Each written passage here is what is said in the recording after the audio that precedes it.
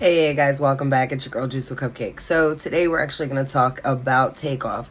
So later on, before I end this video, I will show you the nurse's interview that helped with trying to save takeoff, that actually ended up hearing the shots. We'll also go over what was said on Drink Champs, which to me was a tad eerie, but you guys know how that goes. And then we're also going to get into the video of just what kind of surfaced and what happened. So guys, go ahead and get your popcorn, get your drinks, get whatever, and come have some juice with Cupcake. I'll be right back.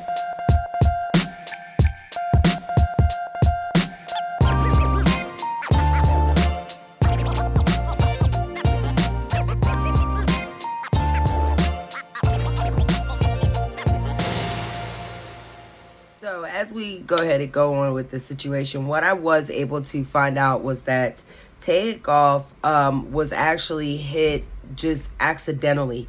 What occurred was that there was some beef going on between Quavo and the other side that was gambling. They're saying that Quavo was losing really, really bad. And I guess he was talking to the wrong side or the wrong team. I don't know. Some shots ended up being fired. But I did end up finding out that the shots that were fired were actually from his side first. That he was also hit by the other side as well, allegedly. But at this time, what they do know is that the bullet that killed him was from his side, from the Migos side, allegedly at this time. Now, we haven't heard anything. The only thing that Quavo's been kind of putting out is just the video of him and Takeoff that was recently just done, I guess, to premiere with the new song that that they had out or whatever. So this is my thing.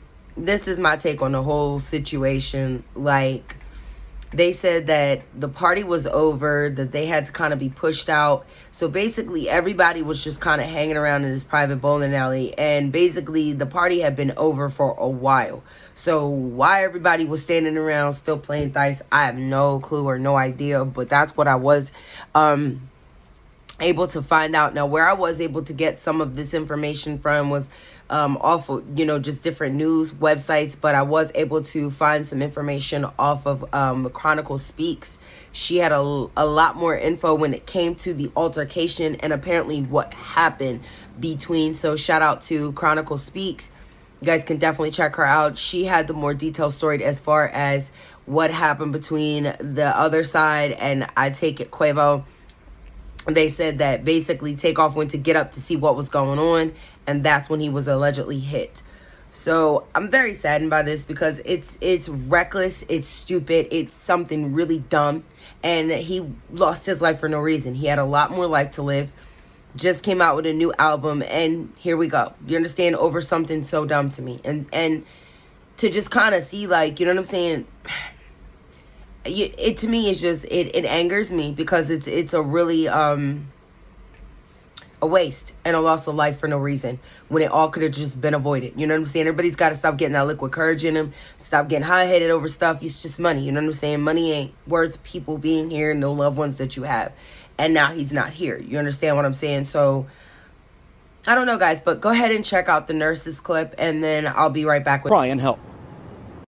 A traveling nurse I'll call Sarah heard rapid gunfire overnight Tuesday from where she lives, not far from the Green Street Entertainment Complex, which quickly became a crime scene. My neighbors were underneath me. I said, "Did y'all hear that?" That sounded like gunshots. She says she waited for initial chaos to calm down before running to who she later learned was rapper Takeoff, yelling, quote, "I'm a nurse," after retrieving medical supplies from her car. His head was this way and up, and his eyes were rolled back and fixed. And I saw a pile of blood behind his head. Sarah says she checked Takeoff's pulse numerous times, but he was already dead. People on social media are saying, why didn't you do CPR and this kind of thing? That would not be appropriate? That would not be appropriate, especially with a gunshot wound. You would never do CPR because you would be circulating the blood, and the blood would go right out of the hole.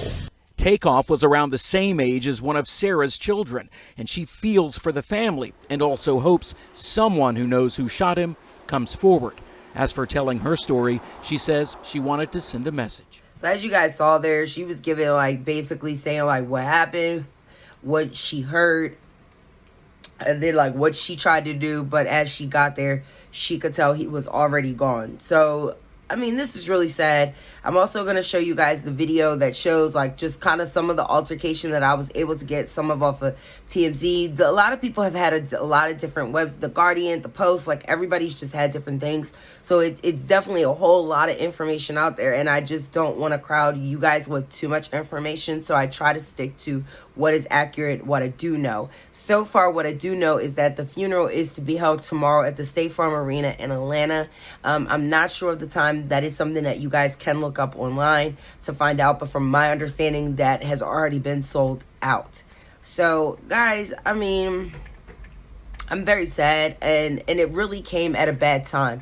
If you think about what's going on with Offset and Quavo and Takeoff, it was just not a good time for this to be happening. And one of the pivotal members of Migos, like, he brought them together. Like, the group don't exist without Takeoff. And it is like crazy to me. The one that's the calmest the most is the one that ends up getting hurt and dies. Like, the good one. Like, I'm not saying that Quavo and them are not, but you understand, like, they said that Takeoff was just the more sweeter one, and you could kind of see that in him, that he was the more chill, the more quieter one, but he still was no play. And, you know, he was very excited, and he talked about on Jink Tramps that this was kind of his time to shine now, and let people kind of see what he could do, you know, that it wasn't just always about Quavo and Offset, that, you know, he was influential as well, and gave a lot to the group just as much. So I'm very sorry to the family, like, and I really know that Quavo's got to be going through this right now, like really going through it. You understand it? No matter what happened, that's still not going to take away how he feels about what he had to see. And he saw his nephew.